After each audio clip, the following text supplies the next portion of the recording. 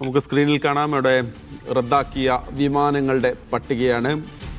IndiGo വിമാനങ്ങൾ, Kochi Doha വിമാനം റദ്ദാക്കി. കൊച്ചി ദുബായ് 6:20 യാത്ര ചെയ്യേണ്ടിയിരുന്ന വിമാനം. കൊച്ചി റാസൽ ഖൈമ 9:50 പുറപ്പെടേണ്ട വിമാനം. ഒപ്പം തന്നെ ഇൻഡിഗോയുടെ വിമാനങ്ങൾ കൂടി റദ്ദാക്കിയ പട്ടികയിൽ 1473, 65, 1435 എന്നീ വിമാനങ്ങൾ റദ്ദാക്കിയിരിക്കുന്നു. അപ്പോൾ കേരളത്തിലെ കോഴിക്കോട് നിന്നും കൊച്ചിയിൽ നിന്നും തിരുവനന്തപുരത്തു നിന്നുള്ള ഒട്ടേറെ വിമാനങ്ങൾ റദ്ദാക്കുകയും പലതും തിരികെ വിളിക്കുകയും, യാത്ര തുടങ്ങിയ വിമാനങ്ങൾ തിരികെ വിളിക്കുകയും ചെയ്തിട്ടുണ്ട് എന്നുള്ളതാണ് ഏറ്റവും പുതിയ വിവരം. അപ്പോൾ ഇന്ന് ഈ യാത്ര ചെയ്യുന്ന ആളുകൾ, തീരുമാനിച്ചിരുന്ന ആളുകൾ വളരെ കൃത്യമായി സർക്കാർ നൽകുന്ന നിർദ്ദേശങ്ങൾ പാലിക്കുക എന്നുള്ളതാണ്.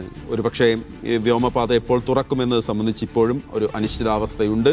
പ്രത്യേകിച്ച് ഇറാന്റെ ആക്രമണം വീണ്ടും കടുക്കുന്നുണ്ട് എന്നുള്ളതാണ്. ഗൾഫ് രാജ്യങ്ങളിലുള്ള അമേരിക്കയുടെ സൈനിക താവളങ്ങൾ, അമേരിക്കയുടെ എയർബേസുകൾ, നേവി ബേസുകളൊക്കെ ലക്ഷ്യമിട്ട് ഇറാന്റെ ആക്രമണം വീണ്ടും കടുക്കുന്നു. നേരത്തെ ബഹ്റൈനിലെ ജുഫൈറിൽ വീണ്ടും അവിടെ ഒരു ആക്രമണം ഉണ്ടായി. പക്ഷേ അത് ആ മിസൈൽ ആക്രമണത്തെ തടുക്കാൻ അവിടെ ആയിട്ടുണ്ട് എന്നുള്ളതാണ് ബഹ്റൈനിൽ നിന്നുള്ള ഏറ്റവും പുതിയ വിവരങ്ങൾ വരുന്നത്. ഖത്തറിൽ നിന്നും സമാനമായ രീതിയിലുള്ള വിവരങ്ങൾ വരുന്നു. എന്തായാലും വലിയ ആശങ്കയിലൂടെ കടന്നു പോവുകയാണ് ഈ നിമിഷം പശ്ചിമേഷ്യയാകെ, ഗൾഫ് രാജ്യങ്ങൾ ഒന്നാകെ, ഇന്ത്യയിലും കേരളത്തിലുമൊക്കെ, നമ്മുടെ വീട്ടിലുമൊക്കെ അതിൻ്റെ ആശങ്കകൾ, അലയൊലികൾ വല്ലാതെ വരുന്നൊരു സമയം കൂടിയാണ്.